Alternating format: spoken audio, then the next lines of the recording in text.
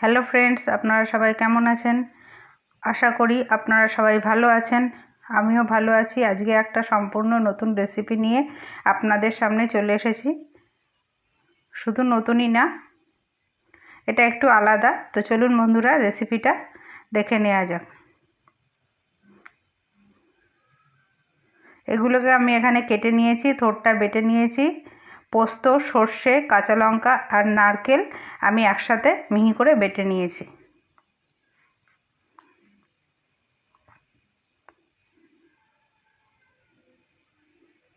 কড়াইয়ের মধ্যে দিয়ে দেব সর্ষের তেল। গ্যাসটা ধরিয়ে নিয়ে কড়াইটা বসিয়ে দেব।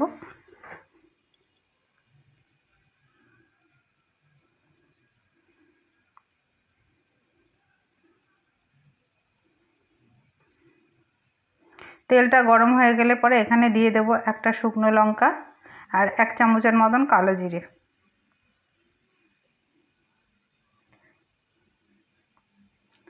কালো জিরেটাকে একটু ভালো করে নাড়াচাড়া করে নিতে হবে যতক্ষণ পর্যন্ত না একটা সুন্দর গন্ধ বেরোচ্ছে।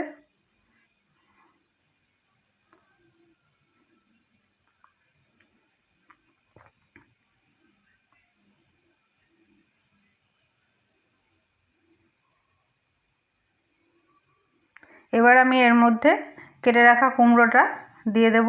এখানে আমি 250 গ্রামের মতন মিষ্টি কুমড়ো নিয়েছি।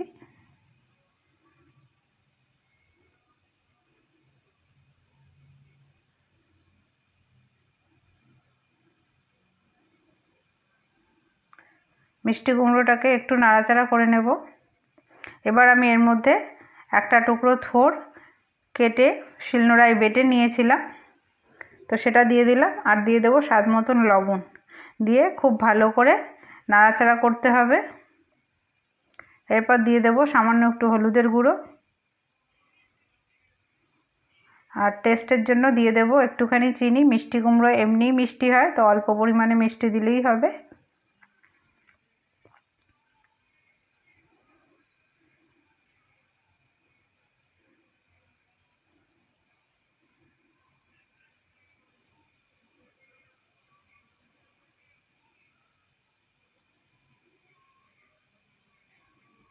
এর মধ্যে আমি কোনো রকম জল দেব না। এবার আমি এটা থালা দিয়ে 5 মিনিটের জন্য ঢেকে দেব।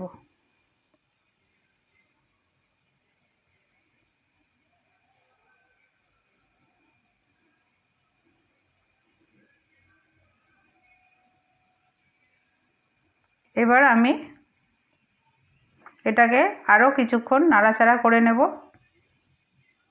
যতক্ষণ পর্যন্ত কড়াইয়ের থেকে ছেড়ে না আসছে, ততক্ষণ পর্যন্ত নাড়াচাড়া করতে হবে। তো আবারও একটু ঢেকে দিলাম।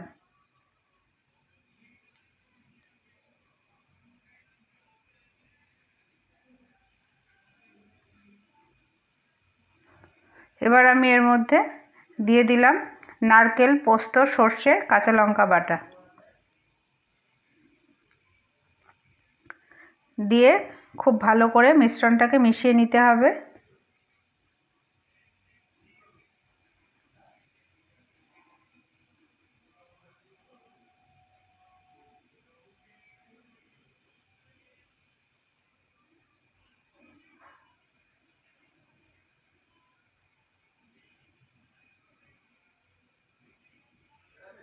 পুরো তৈরি হয়ে গেছে, একদম পুরো ছেড়ে ছেড়ে এসছে।